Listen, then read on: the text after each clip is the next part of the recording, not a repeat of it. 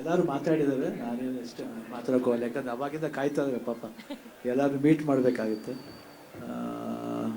VSH hospital ಕಲ್ಪಜ ಅವ್ರಿಗೆ, ಶ್ರೀನಿವಾಸ್ ಅವ್ರಿಗೆ, ಶಶಿಧರ್ ಎಲ್ರಿಗೂ ಥ್ಯಾಂಕ್ಸ್ ಹೇಳಕ್ಕೆ ಇಷ್ಟಪಡ್ತೀನಿ.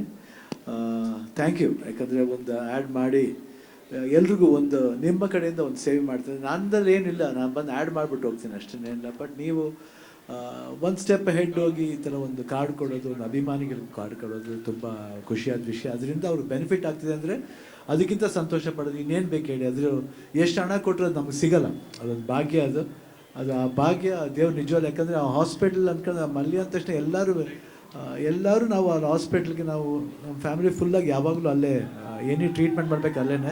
ನಾನಿವತ್ತು ಇಷ್ಟು ಮಟ್ಟಿಗೆ ಚೆನ್ನಾಗಿದ್ದೀನಿ ಅಂದರೆ ಡಾಕ್ಟರ್ ಶ್ರೀನಿವಾಸ್ ಅವರು, ಶಶಿಧರ್ ಅವರು ಕ್ಯಾನ್ಸರ್ ಆದಾಗ ಅವರೇ ನನಗೆ ಟ್ರೀಟ್ ಮಾಡಿದ್ದಿಲ್ಲಿ, ಕೀಮೋ ಎಲ್ಲ ಕೊಟ್ಟು ಭಾಳ ತುಂಬ ಒಳ್ಳೆ ಮಗು ಥರ ನೋಡ್ಕೊಂಡ್ರೆ ನನ್ನ. ಯಾಕೆ ನಾನಿರೋ ಮೆಂಟಾಲಿಟಿ ಒಂಥರ ಮೆಂಟಲ್ ಥರ ನಾನು.